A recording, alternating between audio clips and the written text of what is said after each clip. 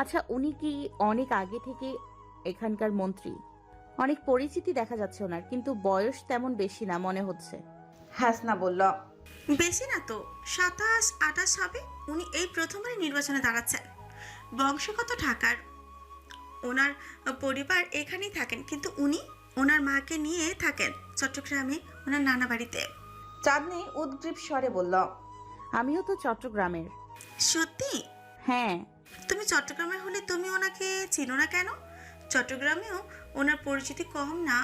চাঁদনি বোকা বোকা হেসে বলল। আমি আমার বাড়ি আর আমার প্রাইমারি আর হাই স্কুল ছাড়া আর কিছুই চিনি না।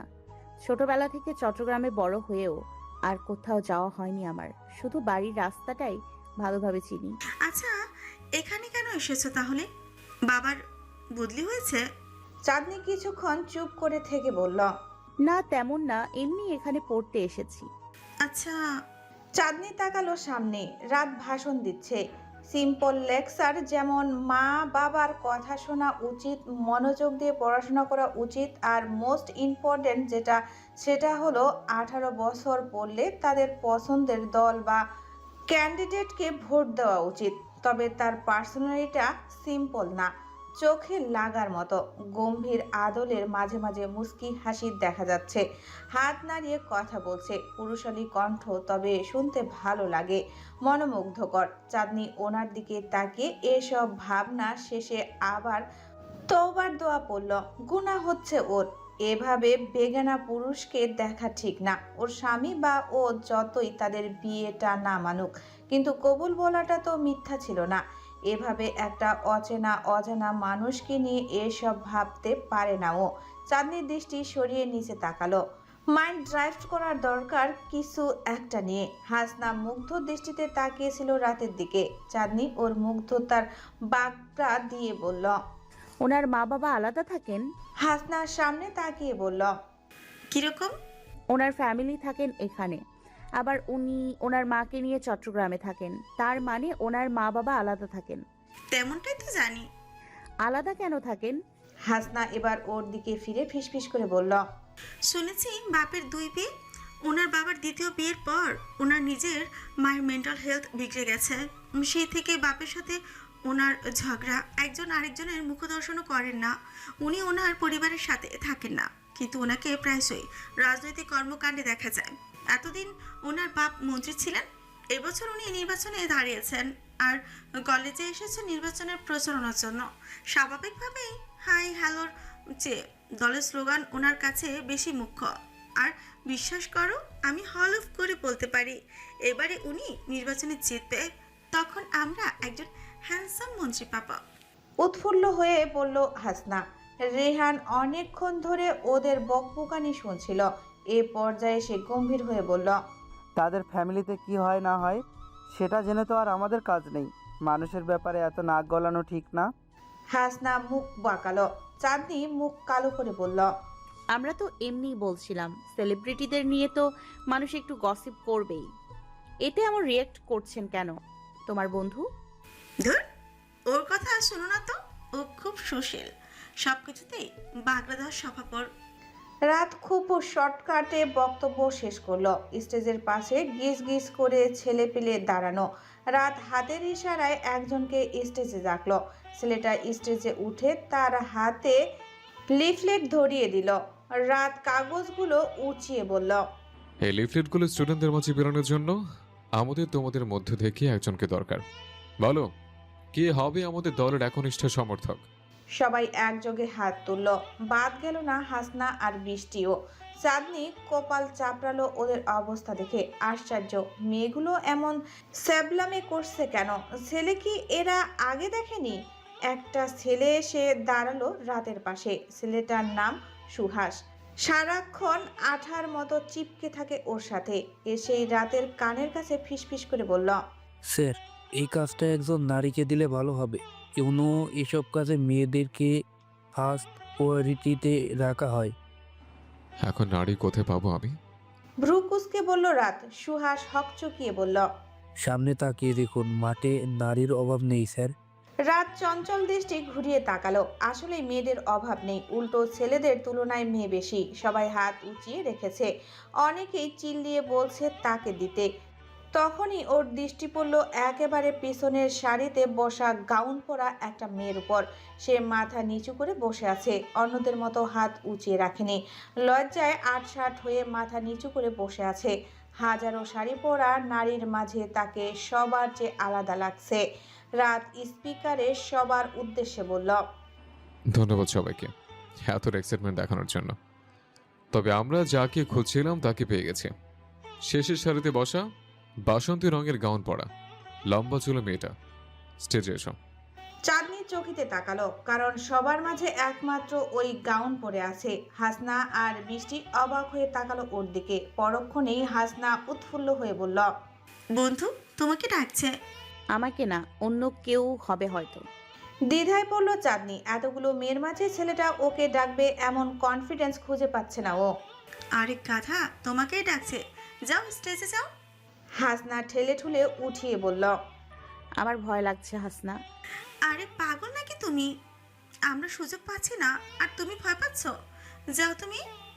তড়িঘড়ি করে বলল বৃষ্টি। চাঁদনি বুকে থুতু ছিটিয়ে স্টেজের দিকে হাঁটা ধরল। কচ্ছপ পা ফেলে স্টেজের পায়ে গিয়ে দাঁড়ালো। রাতের ছেলেপেলেরা ভিড় ঠেলে জায়গা করে দিল। চাঁদনি মাথা নিচু করে ওর সামনে গিয়ে দাঁড়ালো। রাত লিফটেডগুলো ধরলো ওর সামনে। চাঁদনি হাত বাড়িয়ে নিল, পিছু মুড়ে হাঁটা দিতে যাবে তার আগে রাত গম্ভীর স্বরে বলল, সিনিয়রদের সালাম দিতে হয়, জানো না? First year. চাঁদনি উত্তর না দিয়ে মাথা নিচু করে বলল, আসসালামু আলাইকুম। ওয়ালাইকুম আসসালাম। স্টেজে আসতে এতক্ষণ লাগছিল কেন? সরি ভাইয়া। ভয়ে ভয়ে বলল চাঁদনি। যাও। চাঁদনি চোখ খিচে হাঁটা দিল। স্টেজ থেকে নামতে যাবে তার আগেই রাত আবার ডেকে বলল, তোমার নাম কি? কাজল চোখের শ্যামাঙ্গিনী। চাঁদনির পা থেমে যায়, পেছনে ফিরে তাকালো। প্রথমবার রাতের মুখের দিকে তাকিয়ে বলল, চাঁদনি। আলোর বেগে নামলো স্টেজ থেকে চাঁদনি। ও নামতেই সবাই ঘিরে ধরলো ওকে। চাঁদনি লিফলেটগুলো দিতে হলো না ওদের হাতে, সবাই নিজেরাই ভাগাভাগি করে নিয়ে নিল। আবার অনেকেই পেলও না। অনেক মেয়ে আবার লিফলেট নেওয়ার বদলে চাঁদনির থেকে জিজ্ঞাসা করলো রাত ওকে কি বলেছিল। চাঁদনি আতঙ্কে কিছুই বলতে পারেনি। সন্ধ্যা নামছে প্রকৃতিতে, আলো আধারের মিশেলে ছেয়ে আছে চারপাশ। অনুষ্ঠান শেষ হতে হতে সন্ধ্যা হয়ে গেছে। আজ পুরো দিনটা চাঁদনির খুব বেশি ভালো কেটেছে। ওর স্বল্প পরিচিত বন্ধুগুলো এত অমায়িক চাঁদনির মনেই হয়নি। আজই দেখা হয়েছে ওদের সাথে পুরো দিন কাটিয়ে মনে হয়েছে কতদিনের বন্ধুত্ব ওদের। আজ পুরো দিন রেহান আর সিয়ামের সাথেও ভালো বন্ডিং হয়েছে ওর। ওরাও বৃষ্টি আর হাসনার মতো অনেক ভালো। স্টেজের ঘটনার পর চাঁদনি অনেক আতঙ্কিত হয়ে পড়েছিল। অজানা কারণেই ভয় লাগছিল ওর। এসব কখনো সামনাসামনি ফেস করেনি ও, কিন্তু বন্ধুদের সান্নিধ্যে ওর সব ভয় কেটে গেছে। ওদের সাথে দৌড়াতে দৌড়াতে পা দুটোর অবস্থা খারাপ চাঁদনির। গাড়িতে বসে জানালা দিয়ে প্রকৃতি দেখায় ব্যস্ত চাঁদনি। আধার ড্রাইভিংয়ে মত্ত। ও চাঁদনিকে নিতে এসেছে কলেজ থেকে। সন্ধ্যা হয়ে যাওয়ার পর চাঁদনির জীবনেও একা বাসায় ফিরতে পারত না। চোখের পানি নাকের পানি একসাথে করে কাঁদতে বসতো। তাই আধারের সব কাজ ফেলে ওকে নিতে আসতে হয়েছে। আধার ড্রাইভিং করার মাঝেই বলল, তো আজকের দিনটা কেমন কাটলো? চাঁদনি বাইরে তাকিয়ে বলল, অনেক সুন্দর। ফ্রেন্ড হয়েছে তোর? 4 জন। ছেলে ফ্রেন্ড হয়নি? চাঁদনি এবারে সোজা হয়ে বসলো। আধারের দিকে তাকিয়ে 2 আঙ্গুল উঁচিয়ে বলল, 2 জন।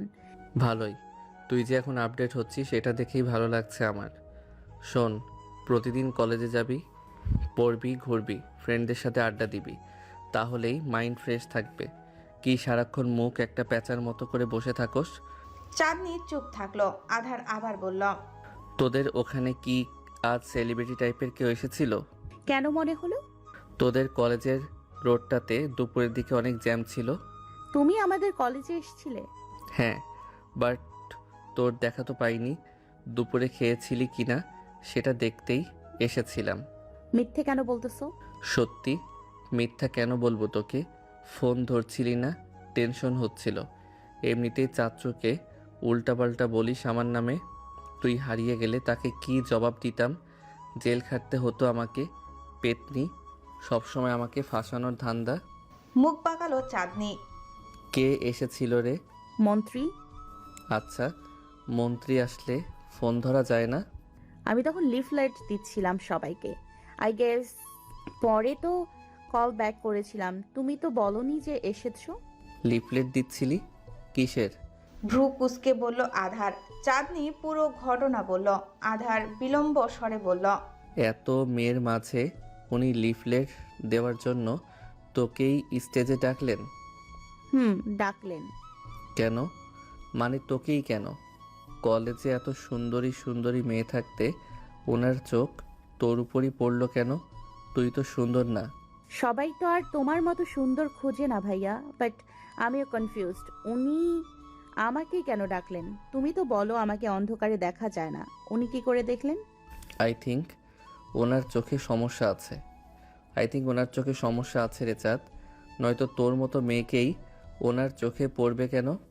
চোখে সমস্যা ওনার না, চোখে সমস্যা তোমার। তাই তো তুমি দেখতে পাও না আমাকে, কিন্তু বাকি সবাই দেখে। আর শোনো, এখন থেকে ভেবেচিন্তে কথা বলবে আমার সাথে, বুঝছো? সেলিব্রিটি হয়ে গেছি আমি। নেতারা নিজ তাগিদে আমাকে স্টেজে ডাকে। ওরে আমার সেলিব্রিটি, আয় তোকে ধাক্কা মেরে ফেলে দেই গাড়ি থেকে। চাঁদনি বাঁকা চোখে চেয়ে বলল, তুমি কি চাও আমি এক্ষুনি হেল্প করে চিল্লিয়ে তোমাকে গণধোলাই খাওয়াই? চিল্লা দেখি। আমার মতো সুন্দর ছেলের পাশে তোকে দেখে ওরা তোকেই কিডন্যাপার ভেবে নিবে। চাঁদনি চিল্লানোর জন্য হা করলো। আধার এক হাতে মুখ চেপে ধরলো ওর। বিমূঢ় স্বরে বলল, শয়তান, আজকে এই বাড়িতে নিয়ে গিয়ে হাত পা বেঁধে রাখবো আমি তোর। বেশি উঠছিস, তোর নেতার ভূত ছোটাবো আমি তোর মাথা থেকে। ওয়েট। চাঁদনি কলেজে ভর্তি হওয়ার পরপরই আধার একটা পড়ার টেবিল এনে দিয়েছে ওকে। ওর কক্ষে ওই জিনিসটার কমতি ছিল। এত আসবাবপত্র থেকেও কেন যেন রুমটা খালি খালি মনে হতো। কলেজে ভর্তির 2-3 দিন পরই আধার পড়ার টেবিলটা আনিয়েছে। চাঁদনি সায়েন্সের, সে হিসেবে দুজন ভিন্ন রাইটারের বই এনে দিয়েছে। চাঁদনির কিছু বলতে হচ্ছে না, আধার সব কিছু নিজ থেকেই করছে। চাঁদনি বলতো না। ইন্টারে পড়াশোনাটা কোনোভাবেই হচ্ছে না ওর। এসএসসির পর টানা 3 মাস ছুটি কাটিয়ে এমন একটা বৃতৃষ্ণা আলসেমি জেগে গেছে, চেয়েও চাঁদনি বই খুলে বসতে পারছে না। তবে ও সবগুলো বই সুন্দর করে টেবিলে সাজিয়েছে, বাট একবারও ধরে দেখেনি। মোবাইল রেখে পড়তে বসার মতো কঠিন কাজ এ দুনিয়ায় আর একটাও নেই। আধারের উচিত হয়নি ওকে ফোন কিনে দেওয়া। বিষয়টা এখন চাঁদনি রিয়েলাইজ করতে পারে। তাও একটা চলনসই ফোন দিলেই হতো। দিয়েছে আবার আইফোন 16 প্রো ম্যাক্স।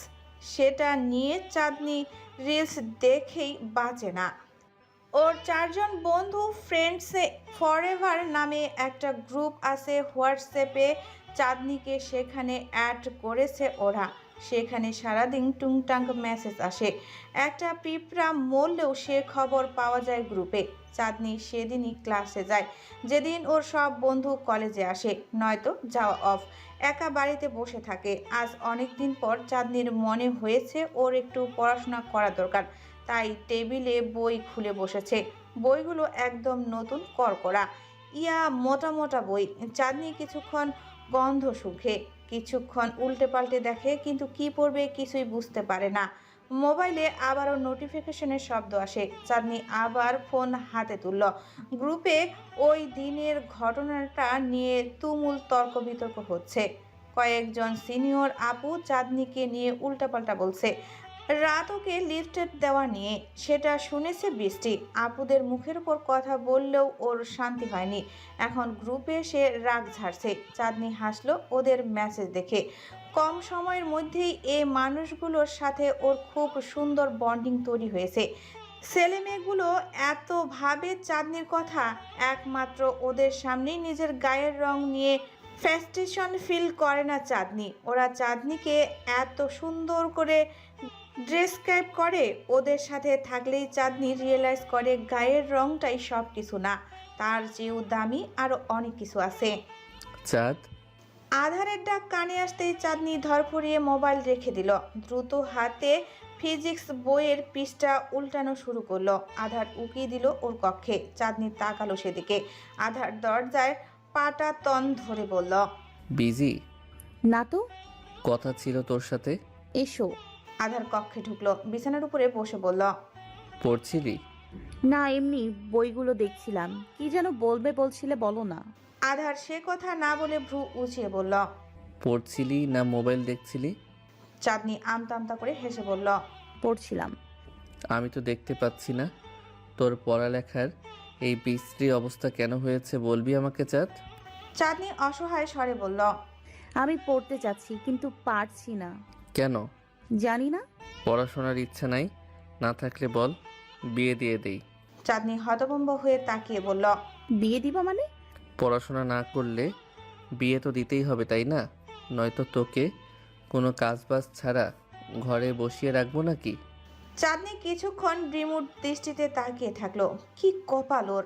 ওর স্বামী ওকে আবার বিয়ে দিবে বলছে। আধার নিষ্প্রভ দৃষ্টিতে তাকিয়ে আছে ওর দিকে। চাঁদনি বলল, ঠিক আছে, বিয়ে দিয়ে দাও। পড়াশোনা হচ্ছে না আমার দ্বারা। বইগুলো দেখেই ভয় লাগছে আমার। এত বড় বড় বই 2 বছরেও কম সময়ে কি করে শেষ করব আমি? আধার মুখ বাঁকিয়ে বলল, তোকে কে বিয়ে করবে পেতনি? সুন্দর হলে একটা কথা ছিল, তোর বিয়ে নিয়ে এত টেনশন করতে হতো না আমাকে। এখন তো পরিবারের কেউ নেই আমাদের কাছে। তোর দায়িত্ব আমার। তোর জন্য পাত্র আমাকে জোগাড় করতে হবে। তুই যদি পড়াশোনা করে লাইফে কিছু একটা করতে পারতি, তাহলে পাত্র জোগাড় করতে আমাকে এত বেগ পেতে হতো না। এখন তুই মাত্র এসএসসি পাস করেছিস, তার উপর তোকে অন্ধকারে দেখা যায় না। তোরে তো আমাদের ফ্ল্যাটের দারোয়ানও বিয়ে করবে না। চাঁদনি দীর্ঘশ্বাস ফেলে টেবিলে মাথা রাখলো। এখন এসব নিয়ে আর আধারের সাথে কথা কাটাকাটি করতে মন চায় না ওর। একটা মানুষ ঠিক কি টাইপের বিরক্ত ওর প্রতি, কতটা বোঝা ভাবে ওকে। তুই রাগ করলি আমার উপর? চাঁদনি মাথা না তুলে উদাস স্বরে বলল, না, রাগ করার জন্য অধিকার লাগে আধার ভাই। তোমার উপর আমার কোনো অধিকার নেই। আমি তো দুষ্টামি করছিলাম, মজাও বুঝিস না? তোমার সাথে আমার মজার সম্পর্ক না। ছিল না বুঝি? সে সম্পর্ক চলে গেছে। তুমি নিজেই শেষ করে দিয়েছো সে সম্পর্ক। তুমি সবকিছু শেষ করে দিয়েছো। তোমার কথার বানে আমিও শেষ হয়ে যাব কোনো একদিন। আধার শ্বাস ফেলে হাসলো। ধূপ করে শুয়ে পড়ল বিছানার উপর। মাথার নিচে 2 হাত আড়াআড়ি ভাবে দিয়ে বলল, দিয়ে দেওয়া এতই সহজ? তুই ভাবলি কি করে তোকে আমি আরেকজনকে দিয়ে দেব? বিয়ে না মানি, বউ না মানি, বাট তোকে সারা জীবন আমার কাছেই থাকতে হবে। তোরে আমি কাউকে দিব না, কাউকে না। তুই চাইলেও যাইতে পারবি না আমাকে ছেড়ে। হ্যাঁ, আমি তো তোমার হাতের পুতুল। তুমি যেভাবে নাচাবা ওভাবে নাচবো। চাঁদনি সিরিয়াস হয়ে যাচ্ছে, কিন্তু আধার সিরিয়াস ভাবে বলেনি একটা কথাও। মেয়েটা ইদানিং ওর কোনো কথার স্বাভাবিকভাবে নিতে পারে না। আধার উঠে বসলো, কথা ঘোরাতে বলল, তোর একটা হোম টিউটর লাগবে চাঁদ, নয়তো তোর এভাবে পড়াশোনা হচ্ছে না।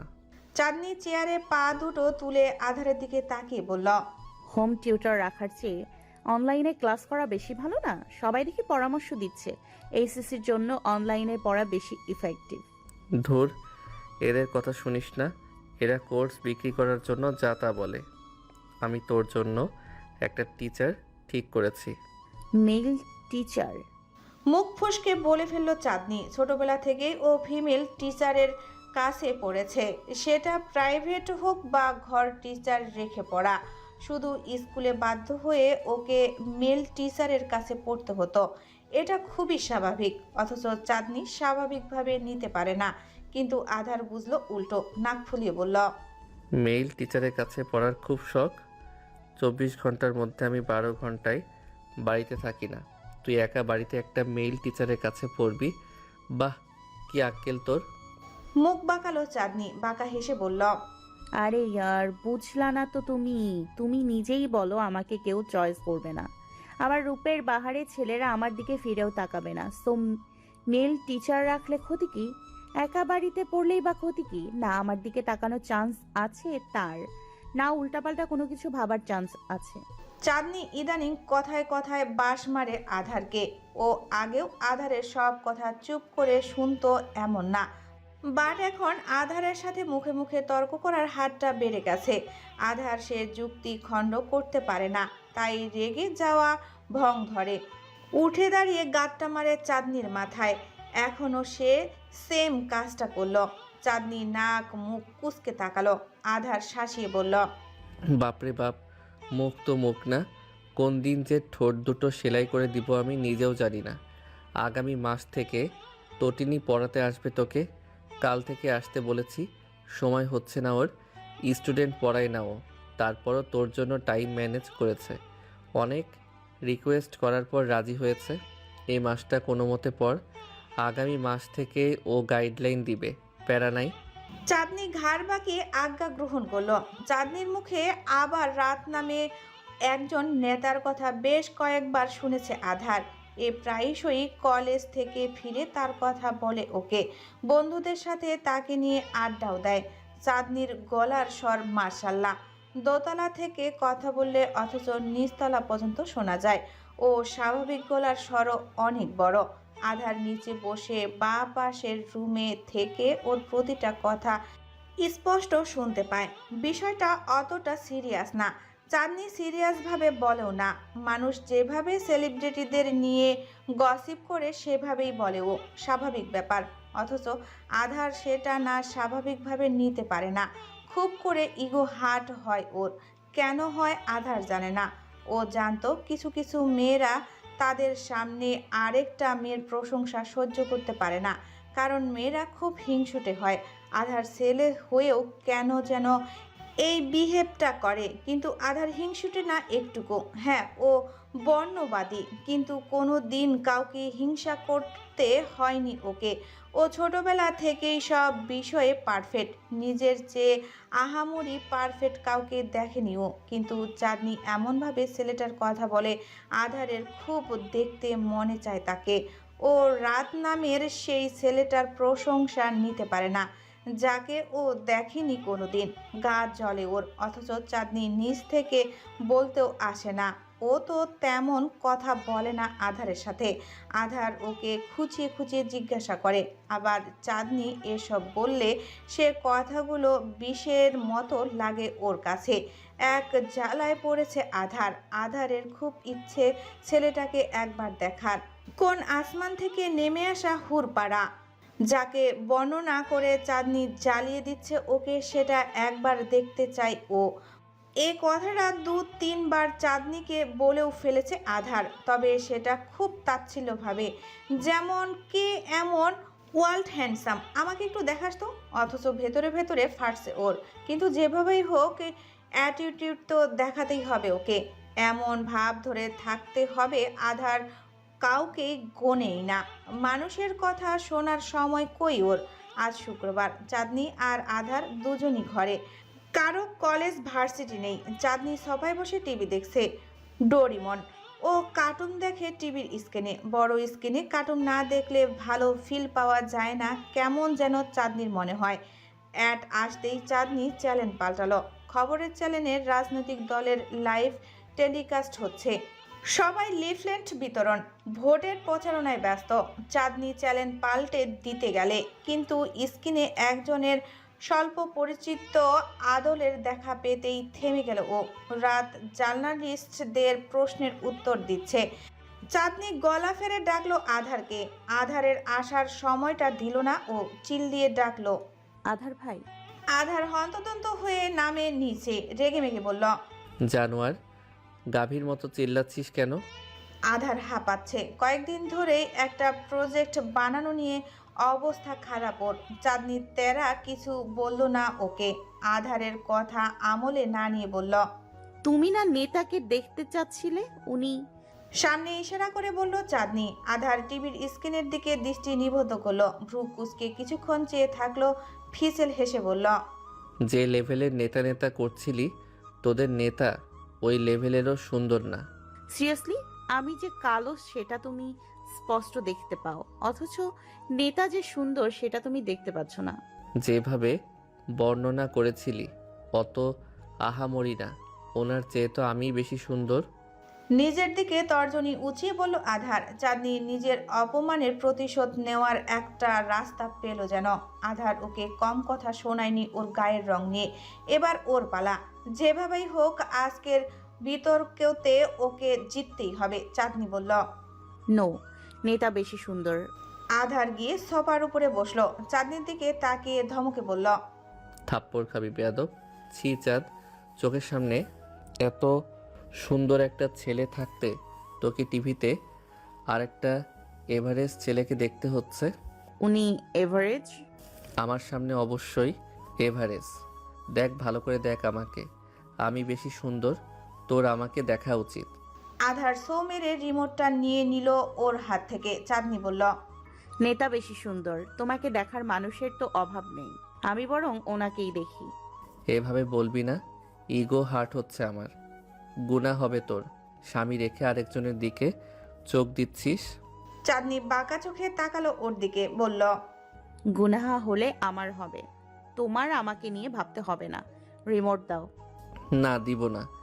যেভাবে টিভিতে ওনাকে দেখছিলি সেভাবে আমাকে দেখ, তবেই রিমোট পাবি। চাঁদনি বিরক্তকর দৃষ্টি ফেলে তাকালো। আধার খুব জেদি, ওর চেয়েও বেশি। ওর মুখ থেকে নিজের মর্জি মতো কথা বের করা না পর্যন্ত শান্ত হবে না ও। চাঁদনি অতিষ্ঠ হয়ে সত্যি কথা বলল, আমি ওনাকে দেখছিলাম না, কার্টুন দেখছিলাম। অ্যাড এসেছিল তাই চ্যানেল পাল্টাচ্ছিলাম। তুমি ওনাকে দেখতে চেয়েছিলে তাই ডাক দিয়েছি তোমাকে। অনেক বড় অন্যায় হয়ে গেছে আমার তোমাকে ডেকে। রিমোট দাও। আগে আমাকে দেখ। চাঁদনি নাক ফুলিয়ে তাকালো। আধার গো ধরে বলল, কে বেশি সুন্দর বল, আমি নাকি টিভিতে যাকে দেখছিলি সে? টিভিতে যাকে দেখছিলাম সে। ভালো করে দেখ, তোরে মেরে লাশ সহ গুম করে দিব আমি। বলে দিলাম, খুব নেতা নেতা করছিলি, আমি কি না কি ভেবেছিলাম। ঠিক আছে, সে হ্যান্ডসাম সুন্দর, তবে তোর বর্ণনার মতো না, আমার চেয়ে বেশিও না। আমি তার চেয়ে বেশি সুন্দর। চাঁদ, আমাকে দেখ। নেতা বেশি সুন্দর।